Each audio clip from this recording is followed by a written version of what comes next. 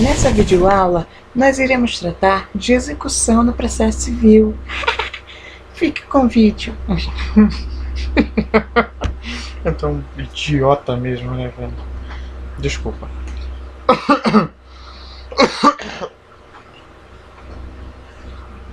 Vamos lá. Texto de Camila Lorga Ferreira de Mello. Conceito de execução civil e seus princípios informadores. Informadores ou formadores, minha filha? É informadores, né? Então vamos com a Camila aí, com o seu texto. Vamos lá. Conceito de execução. Para se chegar ao conceito de execução, é necessário determinar primeiramente a razão de sua existência, seu fundamento, sua viga mestra.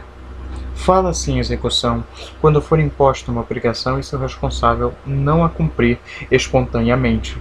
Para que esse direito possa ser exercido por seu titular, é necessário que haja intervenção do Estado, visto que são raríssimas hipóteses nas quais o nosso ordenamento jurídico admite autotutela. A execução pressupõe uma obrigação sobre a qual não pairam incertezas quanto à sua existência e titularidade, cabendo ao Estado forçar aquele que tem o dever de cumpri-la a fazê-la. Constitui-se de 3 elementos: obrigação impassível de discussão, isto é, título executivo, o titular desta, o exequente, e aquele que deve cumpri-la, o executado. Atualmente, em consequência da reforma ocorrida no Código do Processo Civil, há 2 tipos de execução.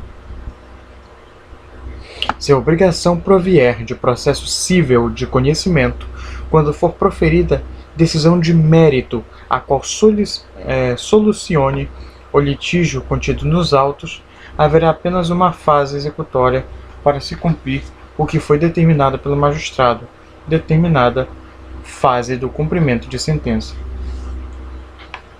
Deixa eu só fazer uma simples pergunta aqui.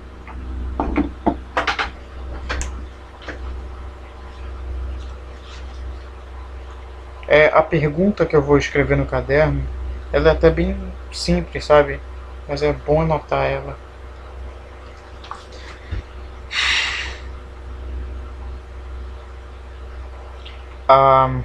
Veja só. Decisões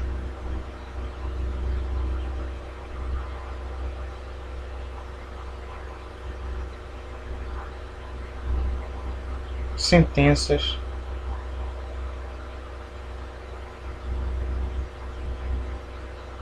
que não decidem mérito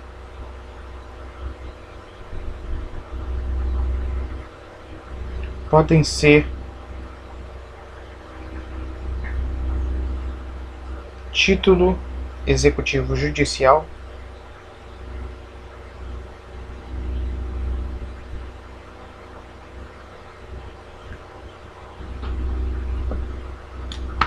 Era isso. Vamos lá. A fase do cumprimento da sentença passou a ser uma etapa dentro do processo de conhecimento, deixando de ser um processo autônomo. De acordo com as novas disposições do CPC, o conceito de sentença foi alterado, a qual não mais consiste na decisão que extingue o processo. Atualmente, a sentença constitui uma decisão com conteúdo fundado nos artigos 267 ou 269 do referido diploma. E minha filha, peraí, de que ano tu és? Meu Jesus, há 8 anos atrás. Puxa vida. 8 anos atrás, minha filha? Poxa, não faz isso comigo. Não posso. 8 anos atrás é desatualizado, vou ter que reiniciar. Caramba, que droga isso. Bora lá. É culpa minha, né? Culpa minha.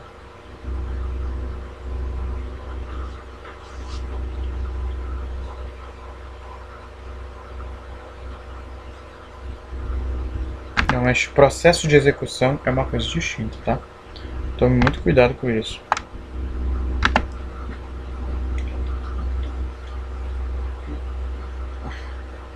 Ah, não. Pera lá.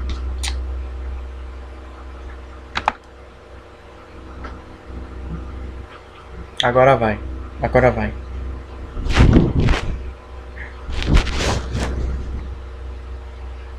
Execução. Processo de efetivação do processo de conhecimento. Sempre foi um problema por causa da morosidade da justiça, o qual leva a não ter grande efetividade. Na maioria dos casos que tem sentença condenatória, a sentença do processo de conhecimento não se efetiva por si só. Por isso, é preciso executar o título executivo da sentença do processo de conhecimento. No processo de execução, ocorre a substitutividade. No processo de conhecimento, o principal interessado é a parte, e esta que impulsiona o processo.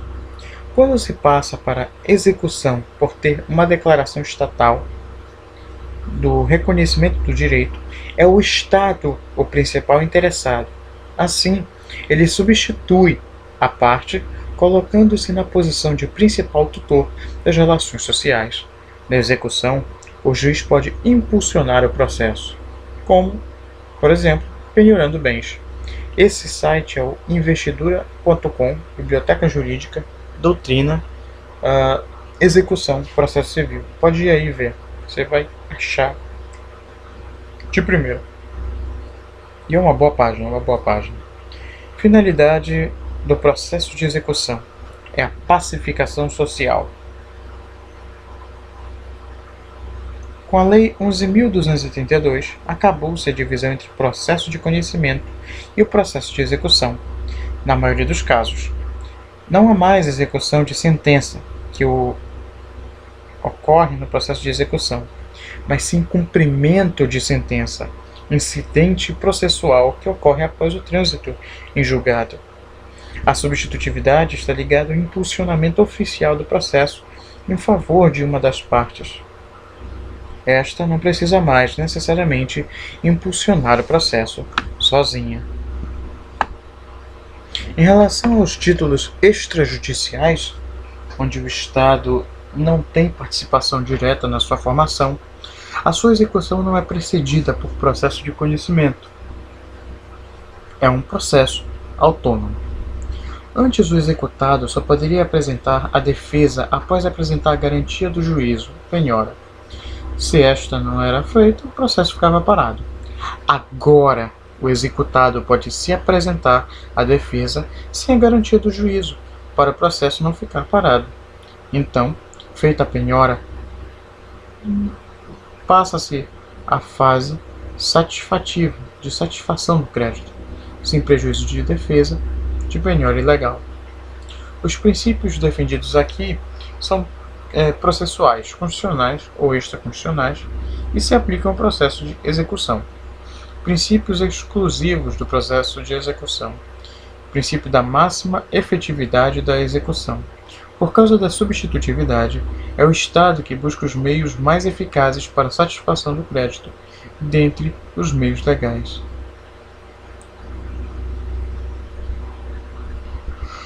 Princípio do mínimo sacrifício do devedor.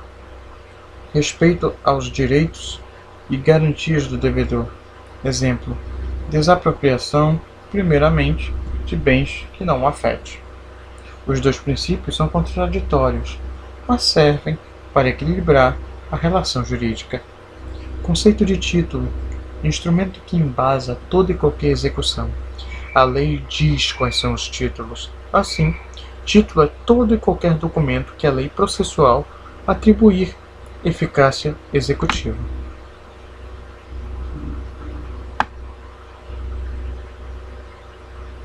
Natureza jurídica do título processual. Sendo assim, só a União pode dizer quais são os títulos executivos. Só ela pode legislar sobre matéria processual. Requisitos para execução.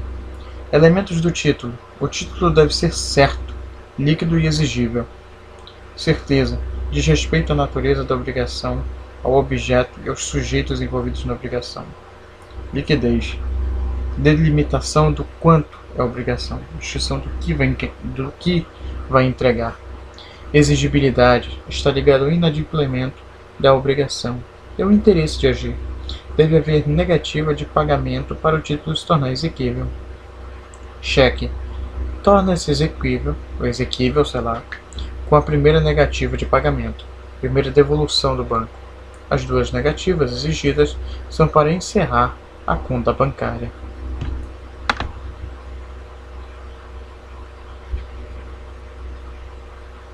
Eita.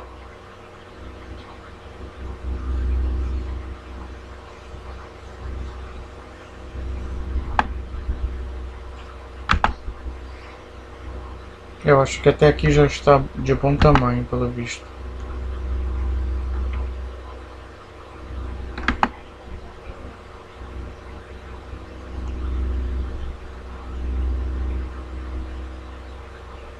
Deixa eu ver aqui.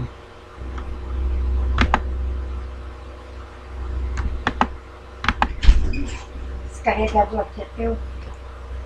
Poxa, Davi, que manda Olha, aqui jogar fale baixo porque eu estou fazendo aqui a leitura. o bonequinho. Não, mas o bonequinho eu deixei na sacolinha bem bonitinho. Cadê? Aí, ó. Cadê Essa sacola aí no chão. Essa Aí ele não sacola aí, sujou. Deixa eu te colocar teu livro. Fechei a porta. Fechei a porta.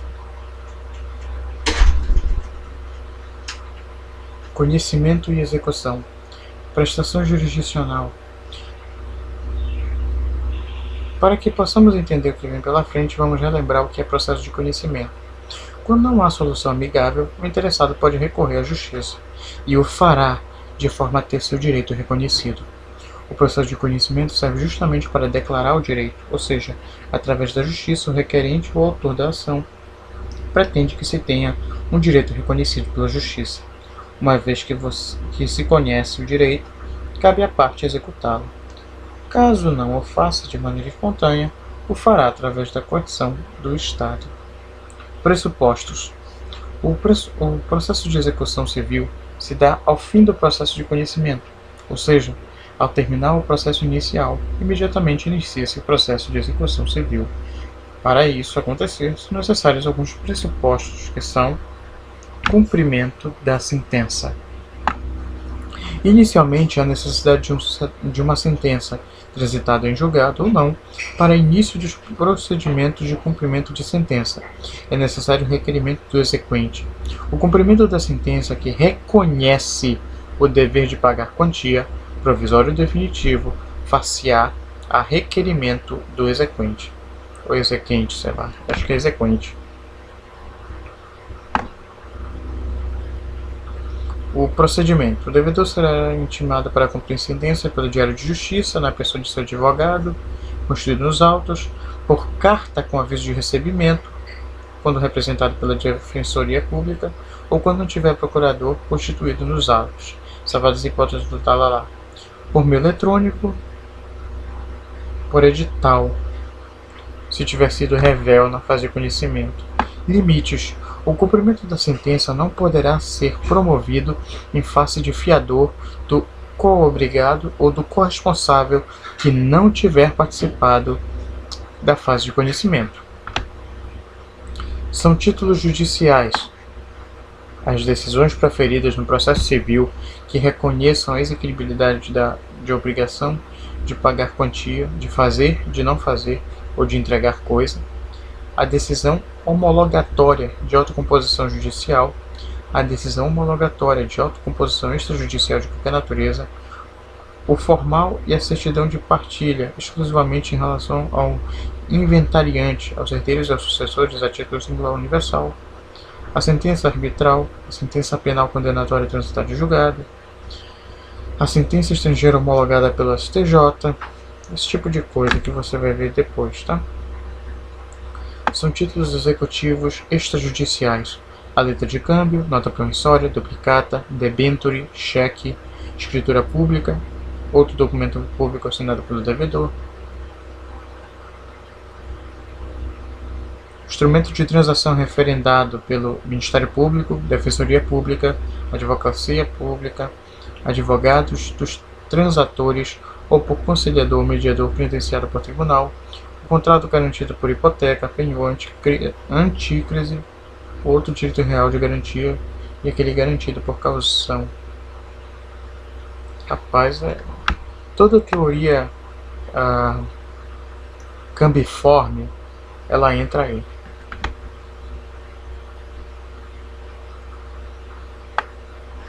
A decisão judicial transitada em julgado poderá ser levada a protesto. Ih, rapaz!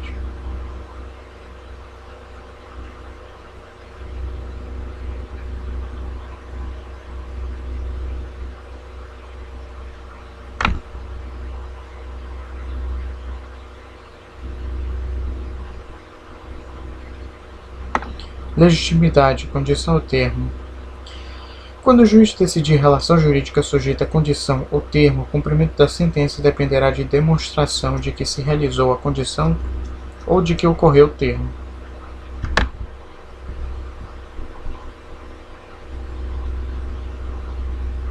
A execução pode ser promovida contra devedor, reconhecido como tal no título executivo, o espólio, os herdeiros ou sucessores do devedor, o novo devedor que assumiu com consentimento do credor a obrigação resultante do título executivo,